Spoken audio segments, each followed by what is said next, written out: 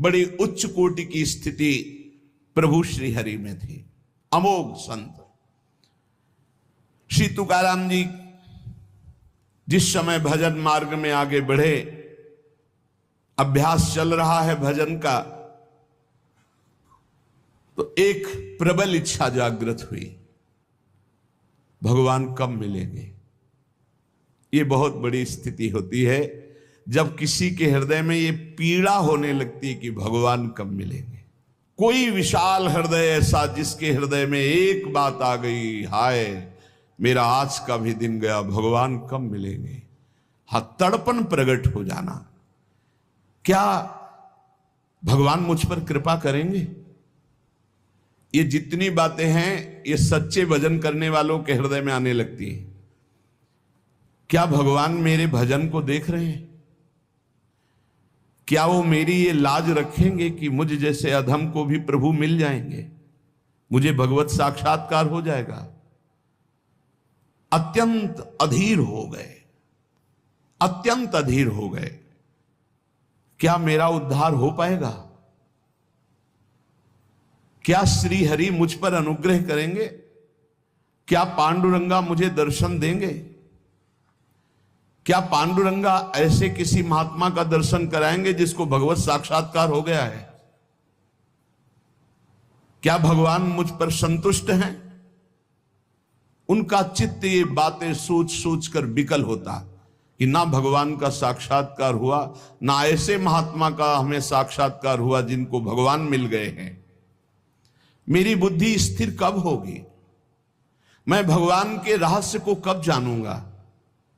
क्या शरीर छूटने से पहले ही पांडुरंगा का दर्शन हो जाएगा, विठ्ठल भगवान का?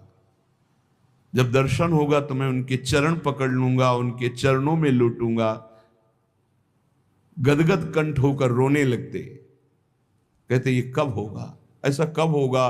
मेरे सामने प्रभु होंगे, मैं उनके चरणों में लौट जाऊंगा, रोऊंगा बार बार, और वो मुझे करुणा करके फिर उठाकर अपने हृदय से लगाएंगे। और तुकाराम जी रोने लगते। ये देखो भक्तों का सुख, क्या विचार चल रहे हैं, उनके विचार कहां हैं।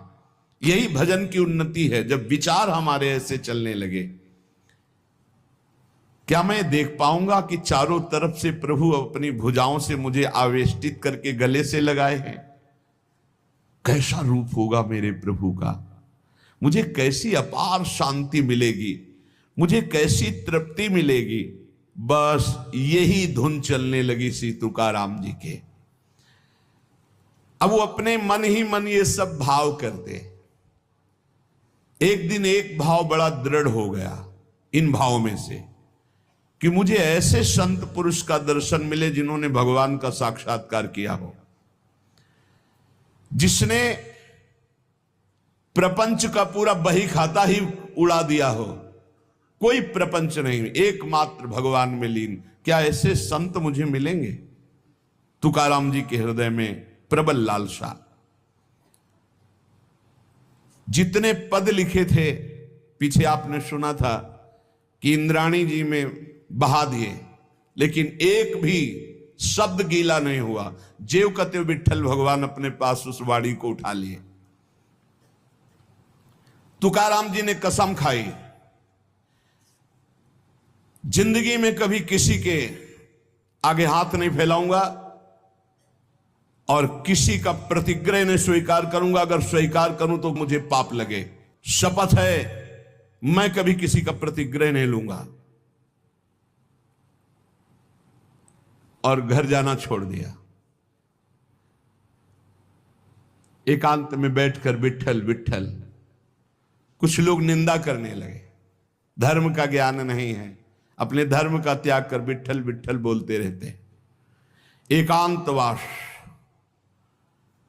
और वायुवेग से समस्त ग्रंथों का अध्ययन। वायुवेग माने बहुत तीव्रता से, फंसना नहीं। हर ग्रंथ देखते सार बात क्या है, सार बात क्या है, सार बात हरि भजन है।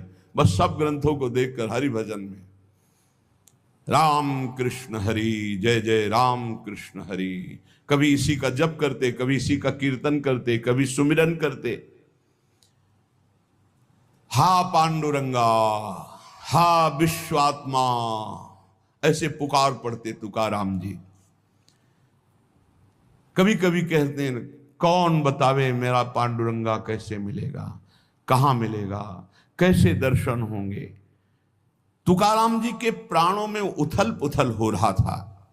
भगवान कल्पवृक्ष हैं, चिंतामणि हैं, उनका भक्त जो जो चिंतन करता है वो सब बातें भगवान पूर्ण करते हैं।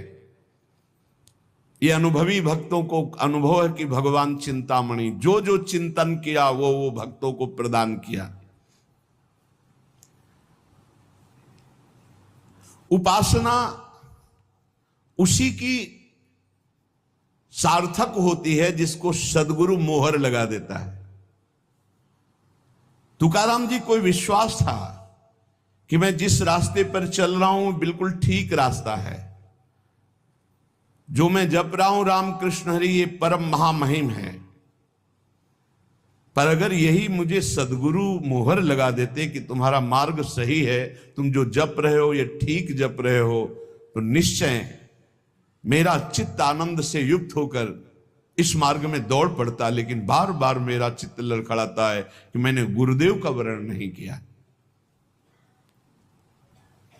जब तक गुरुदेव नहीं मिलते तब तक शांति कैसे मिल सकती है। अपना रास्ता सही है ये गुरुदेव से ही विश्वास होता है। ग्रंथ पढ़ करके जो बात समझी जाती है वो भगवत प्राप्ति गुरु के द्वारा होती है। ग्रंथ पढ़ करके ज्ञान के द्वारा माया का नाश नहीं किया जा सकता। इसलिए उपनिषद भी कहते नायमात्मा प्रवचनेन लभ्या न मेधया न बहुना श्रुतेन। जहां बुद्धि नहीं पहुंच पाती उस पद का साक्षात्कार गुरु कृपा से होता है, पढ़ने लिखने से नहीं होता। कि हम उपनिषद पढ़ लिए तो तत्व ज्ञानी हो गए, तत्व बोध प्रायसा नहीं। मोक्ष मूलम गुरु कृपा। स्वानुभव प्राप्त साक्षात्कार किए हुए महात्मा का अगर एक क्षण का समागम हो जाए तो परमार्थ की सारी विद्याएं अपने आप प्रकाशित हो जाएं। तुकाराम जी उसी समय का इंतजार करते हुए समय व्यतीत करने लगे जब मेरे सदगुरुदेव मुझे ढूंढ लेंगे या मैं सदगुरुदेव को ढूंढ लूंगा। उस समय का इंतजार कर रहे। तुकाराम जी कहते हैं कि सदगुरु कृपा के बिना कोई भी परमार्थ में आज तक सिद्ध नहीं हो पाया है।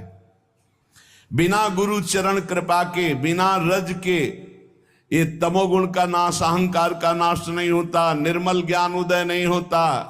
आत्मज्ञान उसी को प्राप्त होता है जो गुरु निष्ठावान होता है, जिससे जड़ चेतन ग्रंथ का भेदन होकर जीवन मुक्त महापुरुष होता है। वो केवल गुरु कृपा से ज्ञान होता है, वो पढ़ने लिखने से नहीं होता है। समग्र वेद शास्त्र पढ़ डाले, योग आदिकों का खूब अभ्यास कर ले, कभी उसको सफलता नहीं मिलेगी जब तक गुरु कृपा नहीं होगी। कमाई तो अपने ही परिश्रम से होती है, पर मोहर गुरु कृपा से लगती है। भगवान के दरबार में उस तपस्या, उस स्वाध्याय, उस योग, उस ज्ञान का कोई मूल्य नहीं है जिस पर गुरु कृपा की मोहर नहीं लगी। वो सिक्का नहीं चलेगा। चाहे जितनी साधना कर लो, चाहे जितना शास्त्र स्वाध्याय ज्ञानी बन जाओ। श्री तुकाराम जी महाराज, भगवान के दरबार में उसका कोई मूल्य नहीं होता जब तक गुरु की मोहर नहीं लगती। अत्यंत सूक्ष्म और विशुद्ध बुद्धि के द्वारा जो ज्ञान प्राप्त होता है वो गुरुदेव की कृपा से, अत्यंत शुद्ध सूक्ष्म विशुद्ध बुद्धि जो होती वो गुरु कृपा से होती है। जो अहंकार से शास्त्रों का ज्ञान प्राप्त होता है वो माया को निश्शेष नहीं कर सकता, माया पर विजय प्राप्त नहीं कर सकता। जब भगवान श्री राम प्रकट हुए, भगवान श्री कृष्ण प्रकट हुए, उन्होंने श्री गुरु चरणों का आश्रय लिया, तब और जीवों की तो बात ही क्या है। वेद शास्त्र पुराण और संत सब इस विषय में एक मत हैं। श्रुति की आज्ञा है शाब्दे परे च निष्णातम ब्रह्मण्युपसमाश्रयम। जो वेद शास्त्र पुराणों की व्याख्या में निपुण है और ब्रह्मनिष्ठ, जो स्वरूप का साक्षात्कार किए हुए हैं, ऐसे सदगुरु की प्राप्ति बड़ी दुर्लभ है। श्रोत्री ब्रह्मनिष्ठ शाब्दे परे च निष्णातम ब्रह्मण्युप समाश्रयम, जो समस्त शब्द ब्रह्म के पारगामी विद्वान और पर ब्रह्म की अनुभूति से युक्त है, ऐसे सदगुरुदेव की प्राप्ति अत्यंत दुर्लभ है। ऐसे सदगुरुदेव की शरण लेने के लिए गीता में भगवान कह रहे हैं, तद्विद्धि प्रणिपातेन परिप्रश्नेन सेवया, उनके सामने साष्टांग दंडवत होकर आत्मसमर्पण करके उनकी सेवा करके उनको प्रसन्न कर लो। आचार्यवान पुरुषो वेद, जिसने गुरु के चरण पकड़ लिए वो भगवान का रहस्य जान जाता है। षडंगादि वेदो मुखे शास्त्र विद्या कवित्वादि गद्यम सुपद्यम करोति, गुरोरंघ्रि पद्मे मनश्चेन्न लग्नम ततः किम ततः किम ततः किम ततः किम। सब वेद पुराण शास्त्र सब याद कर लो, कंठस्थ कर लो। बहुत पद रचना में तुम्हारी प्रवेश बुद्धि है, बड़े बड़े कवित्व बड़े बड़े पद रच लो, लेकिन गुरु चरणों में रति नहीं है। तथा किम तथा किम तथा किम तथा, तो क्या मिला क्या मिला क्या मिला, कुछ नहीं मिला, कुछ नहीं हुआ। षडंगादि वेदो मुखे शास्त्र विद्या, सब कंठस्थ है। कवित्वादि गद्यम सुपद्यम करोति, बड़े बड़े कवित्व की रचना तत्काल कर दे, पर गुरोरंघ्रि पद्मे मनश्चेन्न लग्नम, यदि गुरुदेव के चरणों में तुम्हारी लगन नहीं, गुरु कृपा तुम्हें प्राप्त नहीं है, तो ततः किम ततः किम ततः किम ततः किम, ये सब व्यर्थ हो गया, किस कार्य में आया। महद्भाग्य से भगवत प्राप्त सदगुरु का मिलन होता है। जब ऐसे मिलन होता है तो मन नाच पड़ता है और जीव को अमोघस्य निश्चित भगवत प्राप्ति होती है। यथा देवे तथा गुरु, जैसे भगवान में रति वैसे गुरुदेव के चरणों में रति होनी चाहिए। श्री तुकाराम जी कह रहे हैं, जो सदगुरु कृपा पात्र होता है सदैव तृप्त रहता है, कोई चिंता नहीं, न अपने कल्याण की न मोक्ष, मेरे गुरुदेव हैं।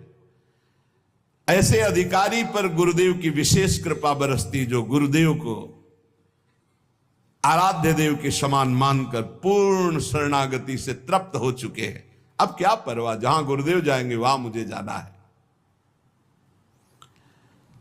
अबाध सप्त शास्त्र परिपूर्ण स्वानुभव, उत्तम प्रबोध शक्ति, दैवी दयालुता और परम शांति, ये सदगुरु के लक्षण हैं।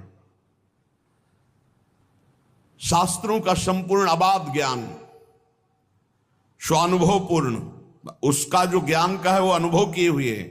उत्तम प्रबोध शक्ति, उत्तम ज्ञान शक्ति और बड़ी दयालुता, परम शांति, इस सदगुरु के बाह्य लक्षण दिखाई देते हैं। श्री गुरु के हृदय में अपार करुणा होती है।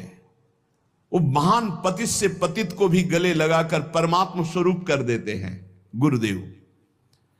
शिष्य के भवबंधन तो उसी समय कट गए जहां भगवत प्राप्त गुरुदेव की प्राप्ति हुई।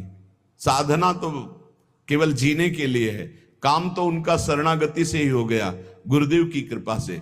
जैसे सेवक जी महाराज हरिवंश महाप्रभु के लिए कहते हैं कि कटे कर्म बंधन संसारी, सुख सागर पूरी ततिभारी, विधि निषेध श्रृंखला छुड़ावें।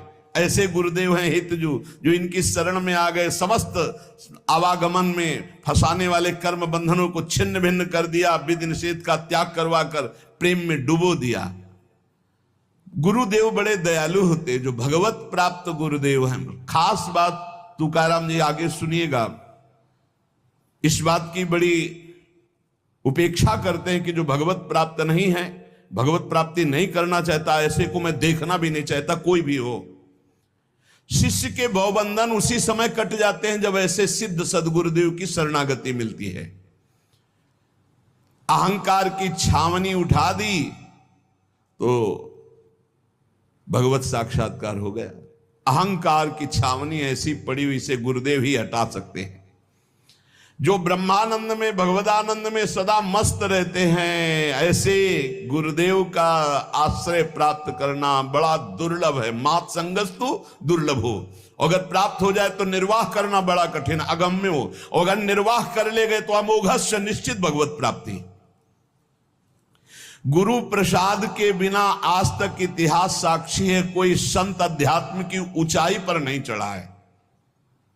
एक भी कोई ऐसा संत नहीं है जो गुरु कृपा का आश्रय न लिए हुए हो और ऊंचाई पर चढ़ गया हो। वो बोलना ऊंचाई नहीं, आगे यहां देखो पीछे बोला षडांगादि वेदों मुखे शास्त्र विद्या, सब शास्त्रों का ज्ञान है, षड शास्त्रों का ज्ञान, वेदों का ज्ञान, और मुख में विद्या। आप प्रश्न करो, कवित्वादि गद्यम सुपद्यम करोति, तुरंत रचना कवित्व की कर देना सब। पर गुरु रंग पद में मनश्चेन्न लग्नम, जिसका गुरु चरणारविंद में लगन नहीं लगी, गुरु चरणों का आश्रय नहीं लिया, तथा किम तथा किम तथा किम तथा किम। सभी संतों ने जो उच्च कोटि के महापुरुष हुए, श्री सीताराम ओंकारनाथ जी को देखिए, अपने गुरु जी की पादुका लंगोटी से छाती में ऐसे बांधे रहते हर साल, इतने उच्च कोटि के महापुरुष। सभी संतों ने गुरु प्रसाद का महत्व और माधुर्य बखाना है। बिना गुरु भक्ति के आनंद का अनुभव कभी नहीं हो सकता, किसी को नहीं हो सकता सच्चे आनंद का अनुभव। भगवान से मिलने की इच्छा करने वाले मुमुक्षु साधक को गुरुदेव ही वो नेत्र देते हैं जिससे भगवान का साक्षात्कार होता है। निकष कुंज ठाढ़े भय भुजा परस्पर अंश, श्री राधा वल्लभ मुख कमल निरख नयन हरिवंश।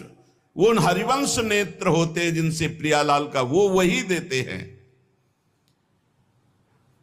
गुरु शिष्य का संबंध बड़ा परम पावन अमृत संबंध है। ये मृत संबंध नहीं, मृत संबंध जैसे माता पिता का, भाई बहन का, दोस्त का, ये नाना प्रकार के सब मृत संबंध हैं, लेकिन गुरु का अमृत संबंध है। श्रद्धा, नम्रता, शरणागति, सेवा, आदर, इनके द्वारा शिष्य अपने गुरु के मन को अपनी तरफ खींच लेता है।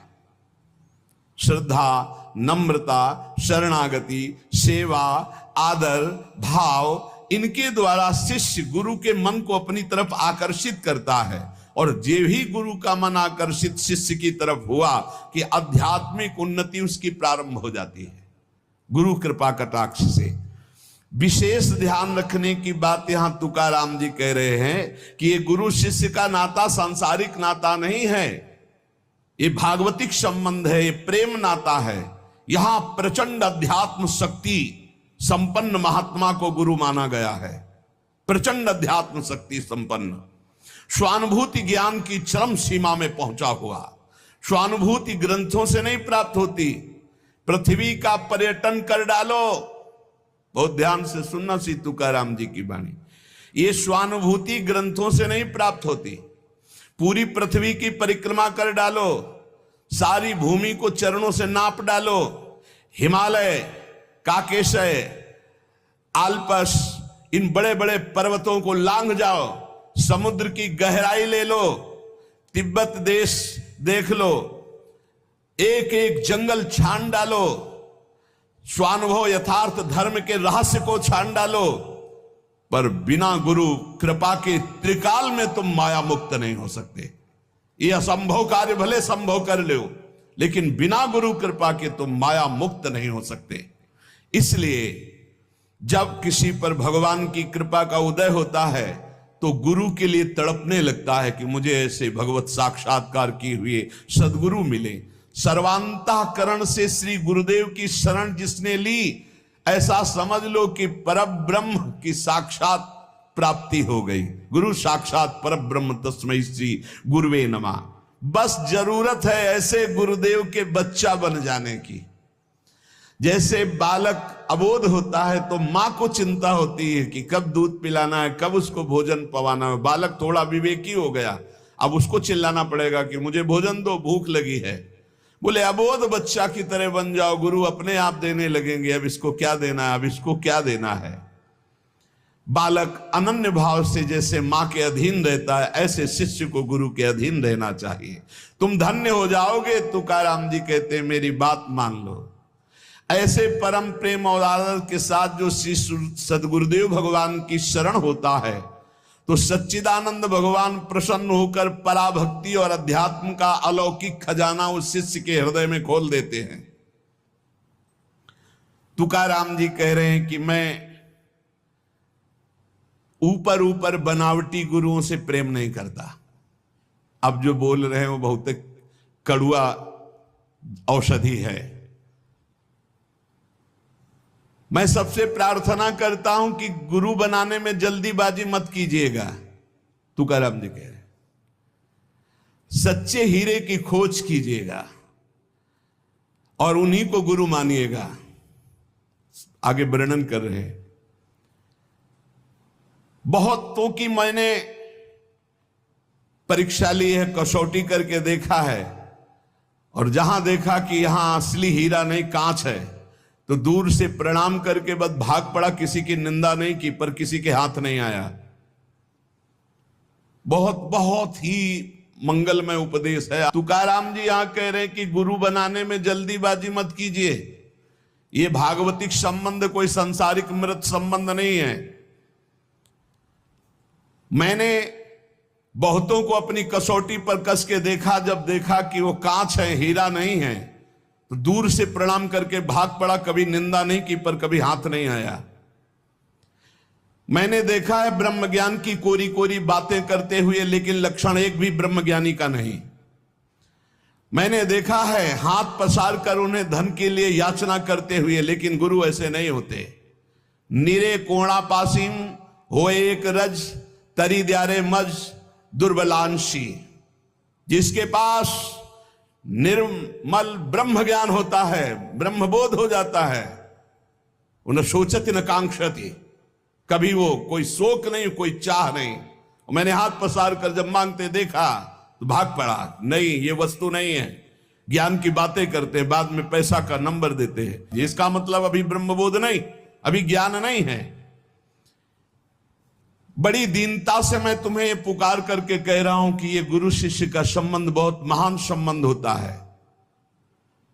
दिखावटी पर्वतों पे लुभायमान मत होइए, क्योंकि ऐसे दिखावटी पर्वतों की नींव नहीं होती। पाखंड और दंभ देख करके मुझे चिढ़न पैदा होती है।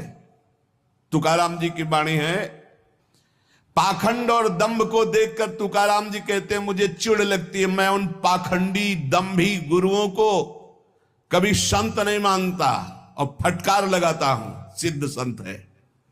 काम क्रोध लोभ चित्तिम वरी वरी दावती विरक्ति तुका म्याणे शब्द ज्ञाने जग नाडी एले तेणे। महाराष्ट्र भाषा में कहे, चित्त में तो काम क्रोध लोभ भरा हुआ है, भेष विरक्ति का है, और शब्द ज्ञान संसार को देकर धोखा अपना खा रहे हैं। धोखे में खुद अपने को रखे हैं।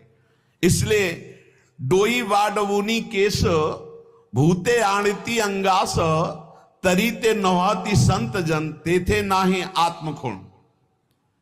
चाहे सिर पर जटा लगा लो, नाना प्रकार के भेष बना लो, पर अंदर से तुमने आत्मबोध नहीं प्राप्त किया, भगवान से प्रेम नहीं किया, मैं रीझने वाला नहीं। तुकाराम जी कह रहे, रिद्धि सिद्धि साधक वाचा सिद्धि होती एक, त्यांच अमहासी कंटाला पाहो माडवाती डोलाम। चाहे तुम सिद्धि प्राप्त कर लो, रिद्धि प्राप्त कर लो, वाक सिद्धि प्राप्त कर लो, जो चाहो बोलो वैसा ही हो जाए, पर तुका रीझने वाला नहीं। क्योंकि तुका देखता है कि तूने ठाकुर को पाया कि नहीं पाया, तुझे ब्रह्मबोध हुआ कि नहीं। अगर ये नहीं तो ये सब बाहरी नाटक माया का है, इससे मैं प्रभावित होने वाला नहीं। दावुनी वैराग्यांची कला भोगी विषयांचा सोहला, ज्ञान सांगतो जनाशी अनुभव नाही आपणासी। शास्त्र पढ़कर बोल दिए तुम्हें क्या अनुभव है। वैराग्य की चमक बाहर से दिखा रहे हो, अंदर से विषयों को भोगते हो, लोगों को ज्ञान सिखा रहे हो, और कुछ अनुभव तुम्हें खुद नहीं है। ऐसे से तुका प्रभावित नहीं होता। तुकाराम जी कह रहे, दाम्भिक अधिकचरे, पेट भरने वाले और जनेन्द्री से ही सुख लेने वाले, ऐसों को मैं गुरु नहीं मानता। तुकाराम जी कह रहे, दाम्भिक दंभ करने वाले, अधकचरे, और इसमें जो शब्द लिखा है उस पेटू अर्थात केवल रसेंद्री को पूर्ण और जनेन्द्री को सुख देने की शब्द लिखा है, हम इनको कौड़ी के बराबर भी नहीं समझते। तुकाराम जी के शब्द लिखे। तुकाराम जी कहते हैं कि सूक्ष्म दृष्टि सच्चे और झूठे का एक क्षण में निर्णय कर देती है। क्योंकि रामकृष्ण हरि में डूबे हुए जेव देखा, साधारण मनुष्य ऊपरी दिखावे को देखकर फंस जाता है, पर तुकाराम फंसने वाला नहीं। तुकाराम जी कहते हैं, न्योती ते संत करिताम कवित्व। बड़े बड़े पद रचना कर दे तो उसे संत थोड़ी कहते हैं। संतों के घर वाले नहीं होते, संतों का घर नहीं होता। केवल प्रवचन करके रुपया कमाना संत नहीं होता, केवल माला मुद्रा धारण कर लेना संत नहीं होता, केवल जंगलों में रहना संत नहीं होता, केवल कर्मठ हो जाना ही संत नहीं होता। ये बाहरी बातें हैं। संत होता है जो ब्रह्मबोध संपन्न है या भगवदानंद में डूबा हुआ है। तुका म्याणे नाही निर्सला देह तमम वरी है अवधे सांसारिक। जब तक देह भाव नष्ट नहीं हुआ, जब तक काम क्रोध लोभ मोह मद पर विजय नहीं प्राप्त की, तब तक कोई संत नहीं हो सकता।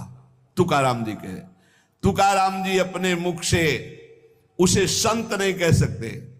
जब तक उसके अंदर द्रव्य का लोभ है, स्त्री का आकर्षण है, मान बढ़ाई की इच्छा है, तो बाहरी भेष कोई भी धारण कर ले, तुकाराम जी कहते हैं वो हीरा नहीं, वो कांच है। हीरा और कांच एक जैसा दिखता है, पर घन के प्रहार से पता चलता है कि कांच चकनाचूर हो गया और हीरा ज्यों का त्यों चमकता रहा। ऐसे बनावटी संत अनेक हो सकते हैं, पर तुकाराम जी कह रहे हैं मेरी आंखों में धूल नहीं झोंक सकते, मेरे हरि की आंखों में धूल नहीं झोंक सकते। सच्चे संत बहुत दुर्लभ है मिलना। संतों को ढूंढते ढूंढते तुकाराम जी थक गए, आशा निराशा में बदल गई।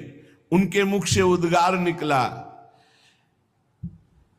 भगवत साक्षात्कार किए हुए सदगुरु की खोज में मैं थक चुका हूं। मैंने देखा है, ज्ञान का अहंकार देखा है, कर्मकांड का अहंकार देखा है, वेद पुराणों के पंडित देखे हैं, लेकिन मैं जो सदगुरु चाहता हूं कि ब्रह्म साक्षात्कार भगवत प्राप्त किए हुए, मैं थक गया। हे पांडुरंगा, मुझे ऐसे सदगुरु से मिला दो। मैंने योगियों को देखा है पर शांति नहीं देखी, तपस्या को देखा पर क्रोध विजयी नहीं देखा। इसलिए विठ्ठल, मैं तो मोहताज हो गया हूं बस आपकी कृपा का।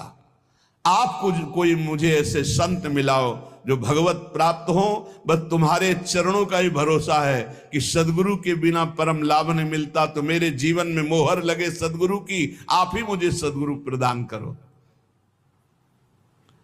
संत दुर्लभ है पर अलभ्य नहीं है कि है ही नहीं, ऐसा नहीं है। चंदन बड़ा सुगंधित और महंगा होता है, पर ऐसा नहीं कि है ही नहीं। कस्तूरी खेतों में नहीं होती, पर ऐसा नहीं कि वो होती ही नहीं है, होती। कस्तूरी मृग के नाम से। रत्न कम होते हैं, कांच चाहे जहां से खरीद लो। बनावटी देखो, एक से एक ऐसे रत्न आते हैं बनावटी, एकदम लुभायमान कर दे, हाँ असली। और जब वो असली खरीदो जाके तो करोड़ों में मिलते हैं, और 100 200 500 के ढेर सारे ले आओ। ऐसे ही कह रहे हैं कि असली जो भगवत प्राप्त महात्मा हो, तो जब द्रवहि दीन दयालु राग हो तो साधु संगति पाइए। जब भगवान कृपा करते हैं तब ऐसा उसे ऐसे महात्मा का सत्संग लाभ होता है। सच्चे महात्मा के सत्संग का परिणाम क्या है? अमोघस्य, निश्चित परिवर्तन हो जाएगा, निश्चित जीवन में सुधार हो जाएगा, निश्चित आप भगवान के मार्ग में चल पड़ेंगे। पहचान है उनके संग की। जब अनंत जन्मों के पुण्यों से भाग्यश्री का उदय होता है, तब भगवान के ऐसे प्रेमी महात्मा का संग मिलता है। भगवान जिनकी आज्ञा में चलते हैं वो महात्मा कैसे होते हैं? भगवान उनकी आज्ञा में चलते हैं। स्वयं भगवान चले आएंगे और आपको साक्षात्कार कृतार्थ कर जाएंगे यदि ऐसे सदगुरु मिल गए। गुरु ढूंढने से नहीं मिलते, अंदर से व्याकुल होकर मांग करो, भगवान पहुंचा देंगे गुरुदेव को आपके पास या आपको गुरुदेव के पास। जैसे फल परिपक्व हो जाए तो तोता के चोंच मार जाता है, ऐसे व्याकुलता तुम्हारी परिपक्व हो जाए तो गुरु मिल जाएंगे। दयाकुल गुरु दौड़कर तुम्हें स्वीकार कर लेंगे और तुम्हें भी ऐसा लगेगा कि देखा पहली बार है, लेकिन ऐसा लगता है मेरा परिचय इनसे बहुत समय से है, ये अपने हैं, ऐसा लगने लगेगा। सब संत सदगुरुदेव के समान मानकर हम प्रणाम करते हैं, पर स्वानुभूत भगवत पद प्रदान करने वाले सदगुरुदेव तो ऐसे ही जैसे सब माताएं जननी सब माता के समान है। हमारे काम क्रोध लोभ मल भरे थे, उनको धो के बहा दिया, जिससे लोग घृणा करते थे, और अमृत पान करा दिया ज्ञान का, भक्ति का, प्रेम का। तो सदगुरु के समान तो सिर्फ सदगुरु हैं, माना सबे संत गुरुदेव हैं। जैसे सब माताएं माताएं हैं, लेकिन माता की जैसा कोई नहीं। हमको इतना बड़ा पुष्ट बना दिया। ऐसे सदगुरुदेव हमारे नाना प्रकार के दुर्गुण दुराचार रूप इनको कूड़ा करकट को बहा करके ज्ञानामृत प्रेमामृत पान कराकर हमें पुष्ट कर दिया। गुरुदेव के समान तो सिर्फ गुरुदेव हैं। श्री तुकाराम जी कहते हैं, जैसे ईश्वर नियुक्त माता एक ही होती है जननी, ऐसे ही ईश्वर नियुक्त सदगुरुदेव एक ही होता है। मुमुक्ष जब इस तरह की निष्ठा रख लेता है कि अब मेरे प्राण धन जीवन सर्वस्व सदगुरुदेव, तो वही भगवान ही सदगुरुदेव है, वही सारा काम कर देते हैं।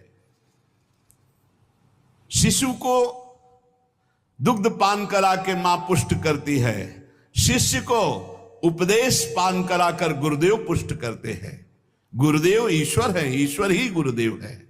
गुरु शिष्य का संबंध जब तक शिष्य का कल्याण नहीं हो जाएगा तब तक गुरुदेव उसको छोड़ेंगे नहीं, चाहे जितना जन्म जन्मांतर लग जाए। ये गुरु का निश्चय होता है। अगर शिष्य में थोड़ी चूक रह गई तो फिर जन्म लो, फिर गुरुदेव दूसरे रूप में आकर मिलेंगे, तुम्हारा उद्धार करेंगे, कभी छोड़ने वाले नहीं। तुकाराम जी बहुत व्याकुल की कोई भगवत साक्षात्कार महापुरुष हमें मिले और हमारे जीवन में मोहर लगा दे। बाहरी व्याकुलता हुई तो स्वप्न एक आया। ऐसे एक स्वप्न होता है जो नींद में आता है, और एक होता है जो तंद्रा में होता है। न नींद होती है, न जागृत अवस्था होती, चेतना होती है। ऐसे महापुरुषों का आगमन जो होता है तो वो देखा है कि ऐसी स्थिति होती है कि बाह्य चिंतन नहीं, बगैर चेतना पूरी है, ना हम सो रहे हैं ना हम जग रहे हैं, और उन महापुरुष का सानिध्य प्राप्त होता है। ऐसे ही इन्होंने इंद्राणी स्नान करने के उद्देश्य से जा रहे थे, ऐसी स्थिति हुई और देखा कि इनके गुरुदेव भगवान जिनके लिए तड़प रहे थे प्रकाशित हो गए। प्रकाशित होकर के कहा कि तुमको जो चाहिए था वो अभी देता हूं। मस्तक पर हाथ रखा और कहा बोलो राम कृष्ण हरि। अभी तक वही बोल रहे थे, संशय नहीं हुआ। आज मोहर लग गई, जो मैं जप रहा था मेरे गुरुदेव ने वही दे दिया, राम कृष्ण हरि। कहा सुनो, गुरु दक्षिणा में 1 पाव घी दे देना। इनको तो इतना अपार आनंद मिल रहा है, वरद हस्त मस्तक पर रखा हुआ है, और गुरुदेव जो आज तक जपता रहा वही दिए, राम कृष्ण हरि। और दे देते तो काफी समय अभ्यास में लगता, क्योंकि पूर्वाभ्यास चलता है। सदगुरुदेव जी ने तुकाराम पर अनुग्रह किया और राम कृष्ण हरि मंत्र प्रदान किया। गुरुदेव ने मस्तक पर हाथ रखा, जे भी हाथ रखा तो सामने पांडुरंगा भगवान विठल। ये या गुण साधन ते नहीं हुई, तुम्हारी कृपा पाओ को। ये भगवान की प्रेमी जन कृपा कर दे तो जन्म जन्मांतर जो साधना करने पर भी नहीं बनता, क्षण में बन जाए, क्षण में। सदगुरुदेव ने कहा दक्षिणा में 1 पाव घी। तुकाराम जी अब उस समय जड़ अवस्था, एकदम शरीर की हिल नहीं सकते। सदगुरुदेव ने बताया कि तुम जानना चाहते हो मैं कौन हूं, तो राघव चैतन्य केशव चैतन्य महापुरुषों की परंपरा का मैं हूं। मेरा नाम बाबा चैतन्य देव है। बाबा चैतन्य, बड़े दिव्य महापुरुष। जिस दिन दीक्षा मिली वो शुक्ल दशमी गुरुवार का दिन था। सदगुरु गुरुवार के दिन आकर के स्वीकार किए। तुकाराम जी कहते हैं, कितने कृपालु गुरु, मेरे मंत्र को, मेरे मन के भाव को जानकर वैसा ही मुझे मार्ग बताया। पर उनके हृदय में जब गुरुदेव भगवान कृपा करके अंतर ध्यान हुए, तब ध्यान आया, गुरु ने कहा था 1 पाव घी की। वो कहा कैसे दे पाता, क्योंकि वो अव्यक्त रूप में, और शरीर ऐसा होता है जब विशिष्ट कृपा महापुरुषों की होती है, जो अव्यक्त महापुरुष पधारते हैं, उस समय कई बार अनुभव होते हैं महापुरुषों को, जो भगवत मार्ग में चलने वाले होते हैं, उस समय कोई बाहरी क्रिया नहीं होती, शरीर केवल जड़ होता है, दिमाग केवल काम कर रहा है उतना जितना वो करवा रहे हैं, उतने सुनाई दे रहा है, उतने दिखाई दे रहा है, ना नींद है ना जागृत है, बड़ी अलौकिक स्थिति होती है। एक बार सत्संग में बताया था कि सेनपुर में एक घटना ऐसी घटी थी।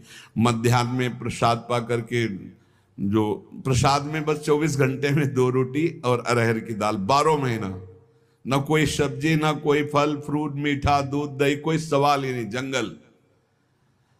वो दोपहर के मतलब लगभग 2 बजे, बारंडा एक खंडहर जैसा था, उसी में वैसे लेटे हुए थे। अचानक सुगंध आती, ऐसी सुगंध जो कभी कहीं नहीं सूंघने को मिली, और वो दृष्टि को एकदम खींचा जाता। सीधे गंगा जी दिखाई दे रहे थे, ऐसे दृष्टि गई, गंगा जी दिखाई दे रही, और वो मतलब नाम हाथ हिला सकते, और नाम सो रहे हैं, और नाम बाह्य कुछ कर सकते हैं, एकदम बिल्कुल जड़वत शरीर। देखा गंगा की धारा से श्वेत वस्त्र, श्वेत केश, ऐसे महापुरुष, और जैसे जैसे वो नजदीक आ रहे हैं वैसे वैसे सुगंध बढ़ती, और आंख खुली हुई है, कोई हम सो नहीं रहे, पर चेतना भी नहीं है, मैं कौन हूं कहां हूं, एक अजीब स्थिति। वो नजदीक आए, सर उठाकर गोद में रखा, उन्हीं के श्रीअंग से शौरवार, और उन्होंने एक मंत्र उच्चारण किया। ऐसे थोड़ी देर ऐसे बैठे रहे, फिर चले गए। जब चले गए और गंगा जी में लीन हो गए, तब एकदम चेतना से जागर, फिर घंटों रुदन होता रहा उनकी कृपा का चिंतन करके। ऐसे ही श्री तुकाराम जी को उनके गुरुदेव भगवान रामकृष्ण हरि मंत्र दिया, और अपना गुरुजनों का भी नाम लिया कि राघव चैतन्य, केशव चैतन्य की परंपरा में मैं हूं, बाबा चैतन्य देव मुझे कहते हैं, और 1 पाव घी की दक्षिणा। अब उस समय चेतना में ही नहीं थे, बार बार उनको दुख हुआ कि मेरे गुरुदेव मेरे से ऐसा बोले और मैं कर नहीं पाया। बार बार उनके हृदय में इस बात का क्षोभ होता रहा। अब श्री तुकाराम जी कहते हैं कि अब मुझे दिखाई दिया, पहले खेत सींचने के लिए ये हमारे सामने तक चला है, पुर होता था, पुर इतना बड़ा उसे कहते थे, जो चमड़े का बनता था, मोटी रस्सी से 2 बैलों से कुआं में डाला जाता था, और जब आता था बोले आए राम, रुक गए, फिर उसको पलटाते थे। हे पूरे दिन करने के बाद ऐसे ही 100-200 बस हाथ इतना सींच पाता था पूरी दिन मेहनत के बाद। तुकाराम जी कह रहे मेरी हालत साधना की यही थी कि मोटेंचे पाणी तैसे ज्ञान करुण वेद शास्त्र पठन। मेरे हृदय का सिंचन कैसे हो रहा था अभी तक, बोले जैसे वो कुआं से, इनमें मोट कहते हैं, हमारे यहाँ पुर कहते थे, जैसे मोट से पानी खींचते हैं और खींच खींच कर डालते हैं, तो मतलब 500 तो केवल खेत तक पहुंचने के लिए चाहिए, और फिर खेती में कितना, तभी तो बोले इतनी मेहनत के बाद इतना, और गुरु कृपा क्या हुई, बोले गंगा की धारा, धारा से कनेक्शन हुआ, वैसे 10 मिनट में पूरा खेत भर गया। बोले पूरा जीवन हमारा ऐसे बीत रहा था जैसे मोट से पानी खींचकर खेत सींचा जाए, और गुरु ने कृपा करी तो बोले ऐसे हो गई जैसे गंगा की धारा से जरा सा फूट जाए तो खेत पूरा ऐसे भर गया कुछ मिनटों में। ऐसे ही गुरु कृपा से बड़ा विलक्षण बोध हुआ। वही रामकृष्ण हरि में जपता था, लेकिन जब गुरुदेव ने दिया तो बड़ा विलक्षण अनुभव हुआ। एक कर्म कांडे ओढ़ी, एक सन्यास कड़े ओढ़ी। कोई मुझे कर्म कांड की ओर खींचता तो कोई सन्यास की ओर खींचता, तो कोई तप को श्रेष्ठ बताता, कोई पुरस्चरण को, कोई वेदाध्ययन को, कोई दान को, कोई योग को। जिसकी मति में जो आया मुझे उपदेश करता। लेकिन जब गुरुदेव प्राप्त हुए तो मुझे भक्ति की गंगा धारा प्राप्त हो गई। मुझे नाम मात्र से, रामकृष्ण हरि नाम मात्र से वो धारा प्राप्त करवा दी गुरुदेव ने, जो कभी जीवन भर में अपने हृदय रूपी खेत को नहीं सींच पाता। जैसे उस मोट से पाली खींच खींच कर कितना सींचे। अरे बड़ी मेहनत का विषय था, बहुत मेहनत का विषय था। अब दूसरे दिन फिर 50-100 पहले मोट पानी ढरकावे, तब नाली वो गीली हुई, फिर उससे जाकर धीरे धीरे सींचती थी। बड़ा, तभी तो लोग सुविधा नहीं थी तो कह रहे हैं कि बिना गुरु के कैसे, बोले जैसे मोट से पानी खींच करके खेत को सींचा जाए, और गुरु की कृपा बोले जैसे गंगा की धारा से ऐसे जरा करो खेत लबालब भर गया। ऐसे गुरु कृपा से हृदय लबालब आनंद से भर गया। गंगा प्रवाह जैसे झौप झौप ऐसी आवाजें गंगा जी की रात दिन चलती हुई पास ही रहे। बोले ऐसे नाम की गड़गड़ाहट हृदय में गुरु कृपा से गंगा की धारा की तरह अविरल चल पड़ी। राम कृष्ण हरि, राम कृष्ण हरि, इससे बढ़कर कोई मार्ग नहीं। ये तुका का अनुभव, तुकाराम जी कह रहे तुका का अनुभव। न इससे बढ़कर कर्म मार्ग, न संन्यास मार्ग, न तपस्या, न पुरस्चरण, न वेदाध्ययन, न दान, न योग। क्या निरंतर नाम रूपी गंगा चल पड़ी हृदय में, निरंतर नाम। तो तुकाराम जी से प्रश्न किया कि जब ऐसा सर्वश्रेष्ठ आनंद का मार्ग है नाम जप, भगवान की भक्ति, तो सब क्यों नहीं करते, क्यों इधर उधर भटक जाते हैं? तो बोले ये कोटि जन्मों के जब पुण्यों की संपत्ति एकत्रित होती है, तब ऐसे संतों का मिलन होता है, और फिर ऐसे संतों की सेवा, उनके अनुगत होने से ये प्रेम लक्षणा भक्ति रूपी गंगा हृदय में जागृत होती। नाम पर विश्वास कर लो, सब कुछ मिल जाएगा। नाम पर विश्वास, सब भगवान के नामों में समान सामर्थ्य है।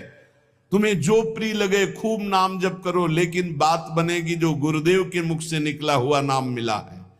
रामकृष्ण हरि जपते थे तो कह रहे जैसे मोट से सिंचाई खेत की, लेकिन जब गुरुदेव ने दिया तो ऐसा लगा जैसे गंगा की धारा ऐसे फूट गई, खेत लबालब भर गया, ऐसे हृदय मेरा आनंद से भर गया। अनेक जन्मों के जब पुण्य एकत्रित होते हैं तब ऐसे संतों का संग मिलता है, और ऐसे संतों से फिर भक्ति गंगा की तरह उल्लसित हो जाती है। श्री तुकाराम जी के वचन भगवान से कहते हैं कि प्रभु, वैसे तो पैसे देकर के लोग सेवक रखते हैं, और हम तो बिना पैसे के आपके सेवक हैं, क्यों नहीं आप हमको अपनी सेवा में रख लेते? वैसे तो सेवा पैसे दे के कराई जाती है। प्रभु इतनी बात तो याद कर लो कि बड़े का लड़का यदि फटे पुराने कपड़े पहनकर किसी से मांग कर, तो बेइज्जती बड़े की होती है। लोग पूछते हैं कि ये कौन, किसका लड़का है? बोले उन अरबपति का है। कितना कंजूस आदमी है, लड़का ऐसी स्थिति में घूम रहा, खुद अरबपति है। तो बोले प्रभु अवगुणी हूं, मलिन हूं और भिखारी भी हूं, पर हूं किनका आप समझ लो। लोग यही कहेंगे कि पांडुरंगा विट्ठल का है ये, अब अपनी इज्जत संभालो आप। ये देखो गूढ़ बातें हैं। इतनी ठसक प्रभु से अपनेपन की हो जाए कि ना सब मैं किसका हूं। जैसे एक बार बड़ा सुख मिला था, प्रारंभ की बात है। भिक्षा मांग रहे थे तो एक वयोवृद्ध ब्रजवासी बैठे हुए थे, बिहारी जी की गोस्वामी। आप सुनरी, ये राधा वल्लभ जी को बाबा जी आयो है, माधुकरी दो। भाई ये शब्द कान में जो ही पड़े, माधुकरी लिया, अंधेरी गलियां थी, एक गली में घुस गए, एकांत में खड़े होकर रोने लगे, प्रभु आज तो हम निहाल हो गए, क्योंकि देखो ब्रजवासी जन नाम से आपके जोड़ दिया कि बाबा जी किसको बोले, राधा वल्लभ जी को बाबा जी। तो अब समझो महाराज, अब हमारी कोई बात नहीं रह गई, अब बात आपकी रह गई। बाद में आया है बाबा जी, पहले राधा वल्लभ आया है।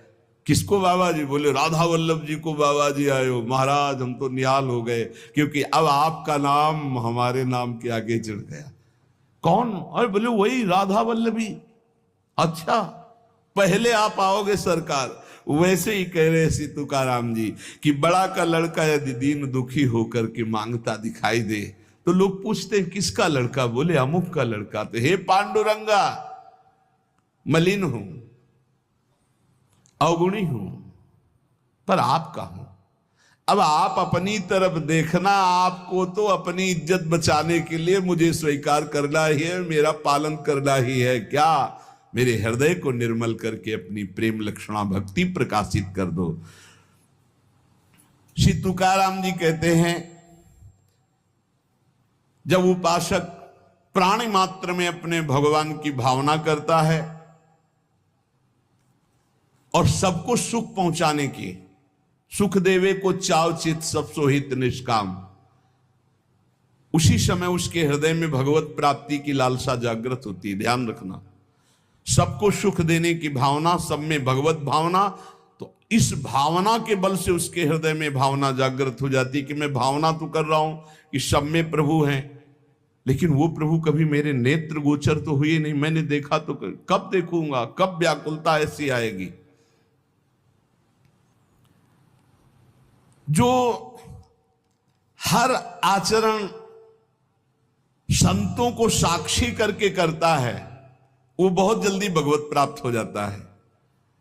संतों को साक्षी करके, ये जो मैं कार्य कर रहा हूं अमुक संत ने कहा है, ऐसा करने से सिद्ध महापुरुषों को अपना आदर्श बना लेना चाहिए और पूरी दिनचर्या उनके अनुसार होनी चाहिए।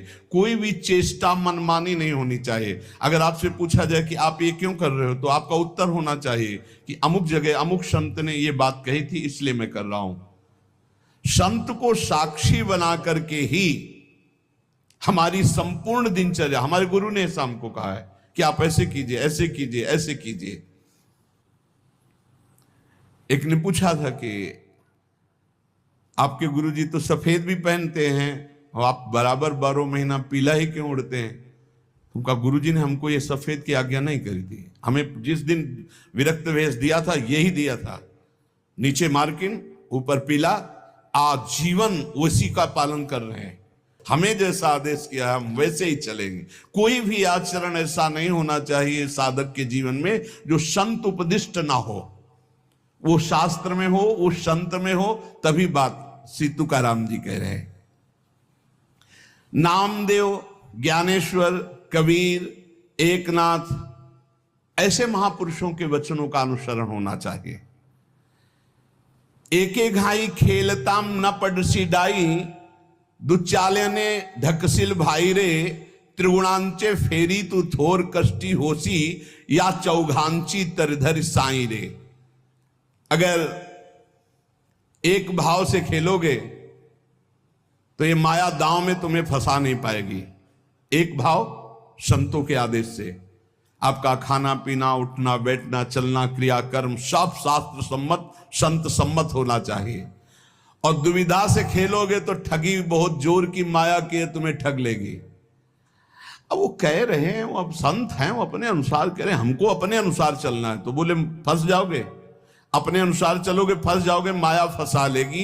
ये त्रिगुणमयी माया का ऐसा फेर है कि इससे निकल पाना बहुत कठिन है। वही निकल सकता है एके घाई खेलताम न पड़सी ढाई, जो एक भाव ले लेता है कि हमारे अब पूरे आचरण संत सम्मत होंगे, शास्त्र सम्मत होंगे। जो संतों ने कहा है बोले आप ऐसा कैसे चल रहे हो, आप ऐसा कैसे कर रहे हो? तो बोले अमुक संत ने कहा है, उसके अनुसार चल रहे हैं। और उदाहरण में कह रहे हैं कि ऐसे समर्थ संत आदर्श होने चाहिए, जैसे नामदेव, ज्ञानदेव, कबीर जी, एकनाथ, जैसे अपना हरिवंश महाप्रभु स्वामी हरिदास जी, बिहारिन देव जी, श्री ध्रुवदास जी, नागरीदास, बड़े जो भगवत प्राप्त महापुरुष हैं, उनके वचनों के अनुसार हमारे आदर्श होने चाहिए, वही वचन हमारे आदर्श होने चाहिए।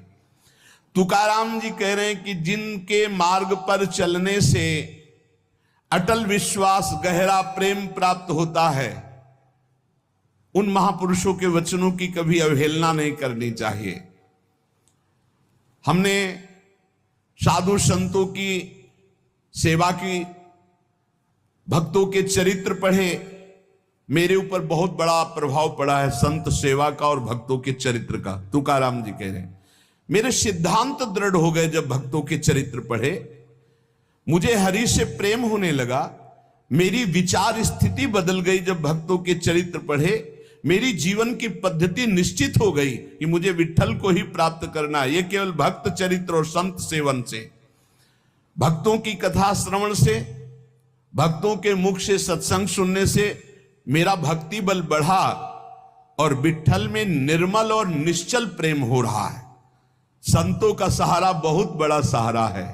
ये संतों के मुख से निकली हुई भगवत वार्ता कामधेनु है, इष्ट काम को पूर्ण करने वाली है, भगवत प्रेम आनंद बढ़ाने वाली है, सन्मार्ग दिखाने वाली है, भगवत प्राप्ति का निश्चय कराने वाली है, सही आचरणों का सिद्धांत देने वाली है। जो संतों के मुख से निकली हुई चर्चा है, तुकाराम जी कहते हैं इससे इष्ट भाव पुष्ट हुआ, शीलवान हुए, साक्षात्कार करने की लालसा बढ़ी, धर्मी और नीति, इनमें हमारे जीवन में बहुत लाभ प्राप्त हुआ।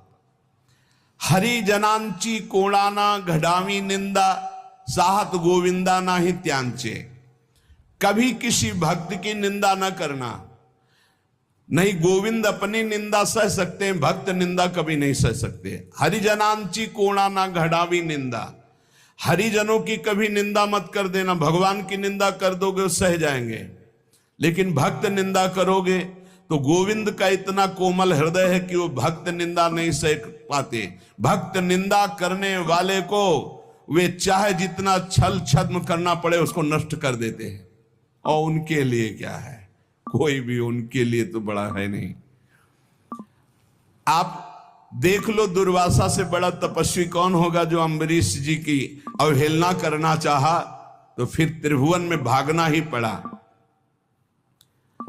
द्रौपदी जी को जब क्षोभ हुआ तो कौरवों का नाश निश्चित हो गया।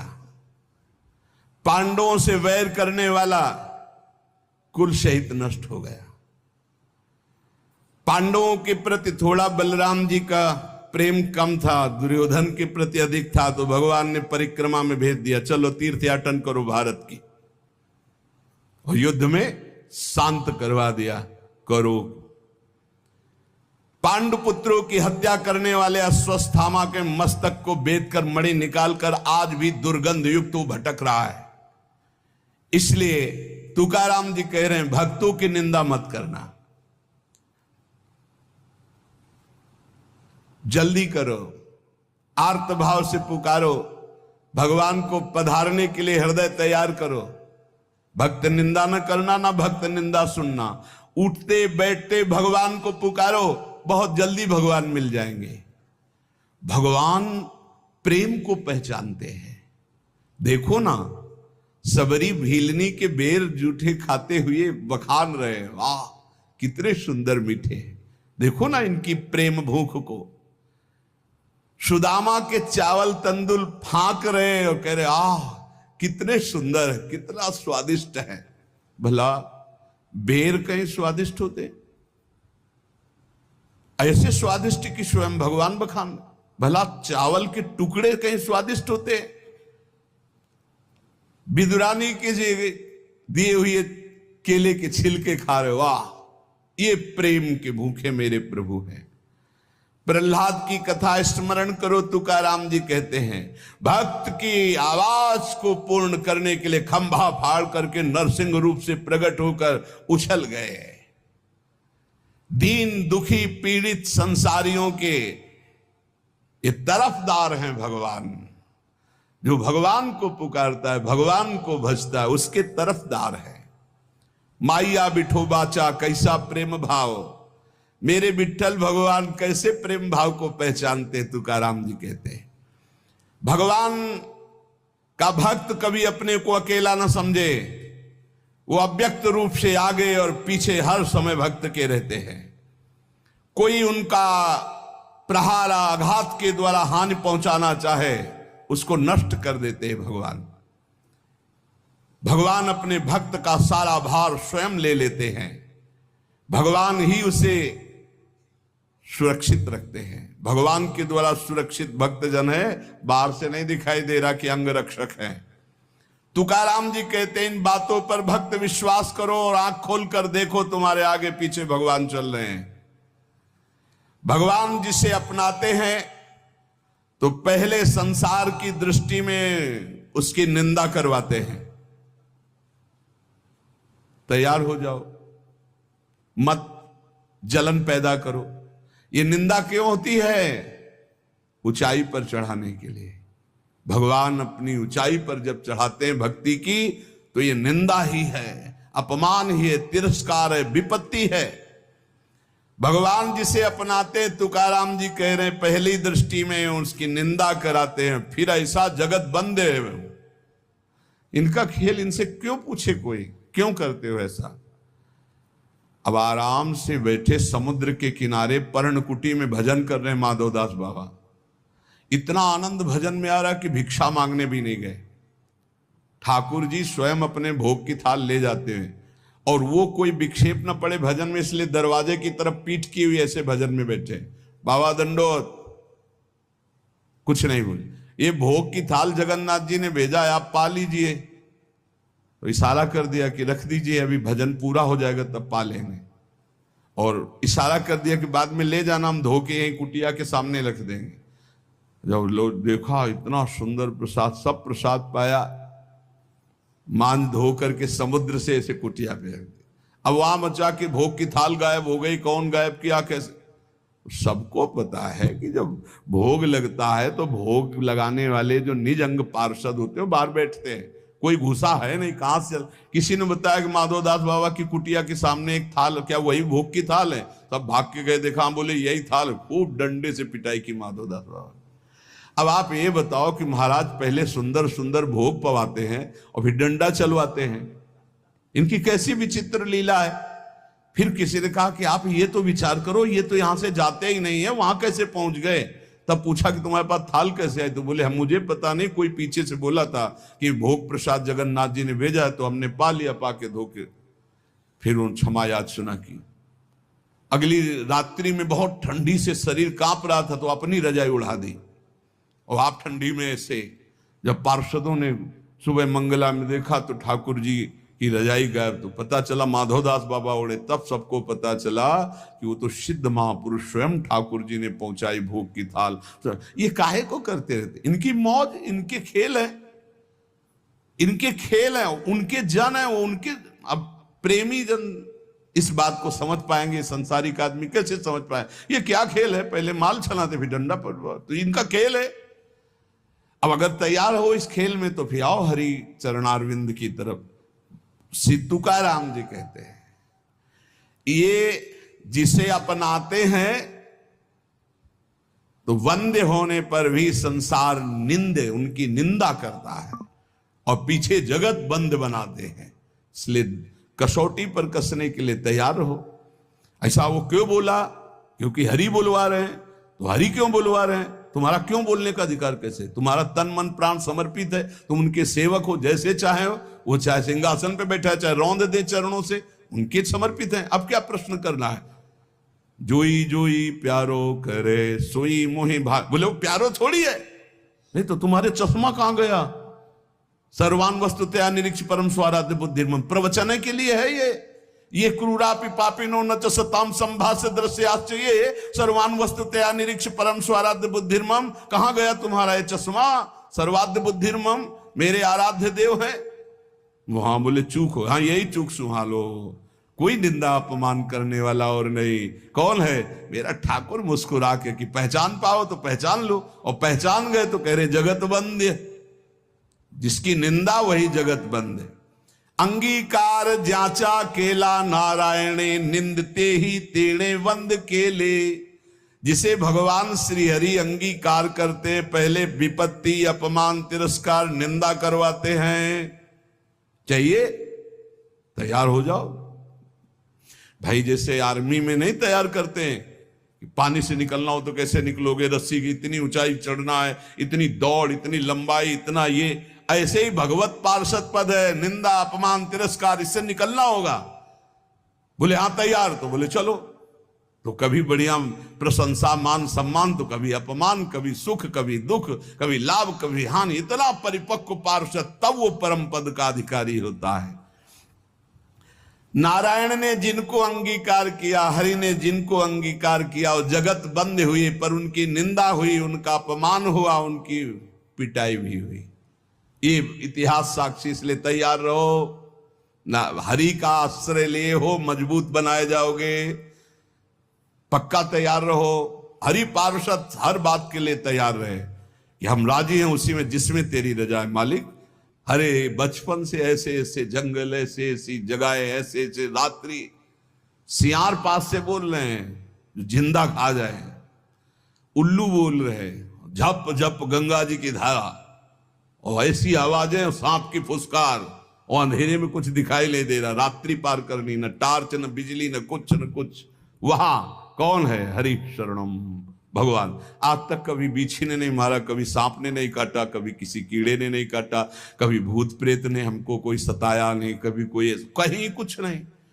अगर हम भूखे रहे तो इतना आनंद प्रदान किया हरि ने, कदम कदम पर सुख प्रदान किया।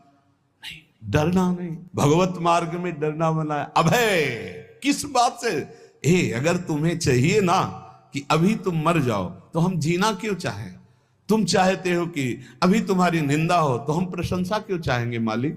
आप जैसे राजी रहोगे। आप चाहते हो अस्वस्थ रहो, तो हम स्वस्थ रहना क्यों चाहेंगे?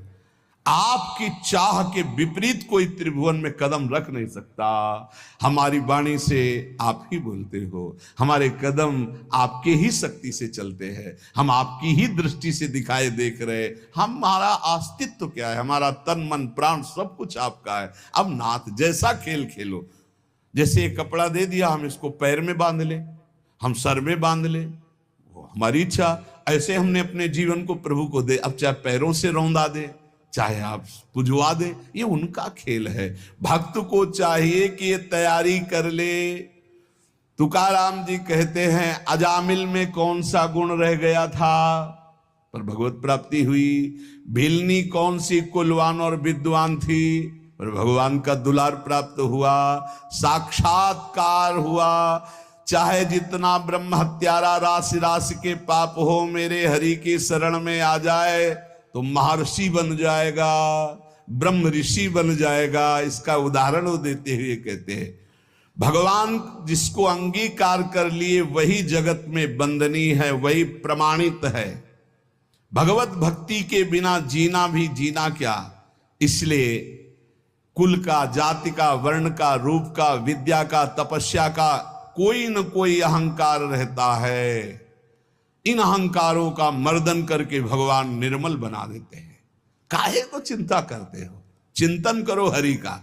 कोई भय, कोई शोक, कोई चिंता उसको स्पर्श करती है जो हरि विमुख है, हरि शरणागत को। क्या हम राजी हैं जब उसी में जिसमें तेरी रजा है, तो हमें परेशानी किस बात की है? हम मरने के लिए राजी हैं, मिटने के लिए राजी। मेरा अस्तित्व क्या है आपके सिवा? मेरा अस्तित्व क्या है? इसलिए बहुत सावधानी पूर्वक अजामिल, शबरी, गीद, कितने ऐसे उदाहरण भगवान ने कहां कहां से इनको उत्तम पदवी प्रदान की, परम पद प्रदान किया। तुझ करिताम नावे ऐसे काहि नाही। तुम नहीं करना चाहते और कोई कर दे, ऐसा पैदा नहीं हुआ। और तुम करना चाहते हो, कोई रोक दे, ऐसा कोई पैदा नहीं हुआ। फिर काहे को परेशान? वो क्या है, दाना खाक में मिलकर गुले गुलजार होता। मिटा दे अपनी हस्ती को मुर्तबा, चाहे दाना खाक में मिलकर गुले गुलजार होता है। मस्ती अगर प्राप्त कर ली तो हरि शरणम हरि शरणम हरि। ये केवल प्रवचन का विषय थोड़ी, जो भगवान की शरण में हिम्मत नहीं कि बाल बाका कर ले और मेरे मालिक की इच्छा है तो सभा में गड़ासे से कटवा दिया। क्यों? क्योंकि अंतिम निर्णय है, भगवान का अंतिम निर्णय है। देखो पूज्य पाद लिया हुआ, देखो श्री मग्नानंद सरस्वती जी, अंतिम निर्णय है। अजय अमोघ शक्ति संपन्न भीष्म जी को 6 महीना बाणों की सैया पर, मालिक का विधान सर आंखों पर, वो खेल करता है और हम उसके जमूरे हैं। जैसा इशारा होगा वैसे खेल खेलना है। वो बोले हमसे ताल ठोको तो ताल ठोक देंगे, बोले हमारे आगे घुटने टेको तो घुटने टेक देंगे। हमारे लिए ताल ठोकना और घुटने टेकना दोनों बराबर है, क्योंकि हम आपके लिए है ना। ताल ठुकवाई विजयी और घुटने टेकवाई और हार स्वीकार करवाई, ये दोनों में हमें अपने स्वामी को देखना है, अपने प्रीतम को देखना है। तुकाराम जी कहते हैं, इस शब्द को याद रखना, तुझ करिताम नव्वे ऐसे काहि नहीं। तुम जो चाहते हो उसे कोई मिटा दे ऐसा कोई पैदा नहीं हुआ। बस हमको ये बात ध्यान रखनी हम सबको कि अगर मेरे स्वामी मुझे दुख में रखना चाहते हैं तो ऐसे सुख को आग लगे। अगर मेरे स्वामी का विधान है कि अपमान हो, निंदा हो, जय जयकार आपकी, खूब निंदा अपमान का। हमारा अस्तित्व क्या है? हमारा अस्तित्व आप हो और आप जिसमें राजी उसमें हम राजी। तो भक्तों को दुख किस बात का? दुख की सत्ता उनके लिए है जो प्रभु से विमुख है, जो प्रभु से अलग है। इसलिए सदैव प्रभु से चित्त जोड़े रहो, निरंतर नाम जप करो, गुरु कृपा का आश्रय लेकर भव समुद्र से पार हो जाओ। शेष चर्चा आगे। श्री राधा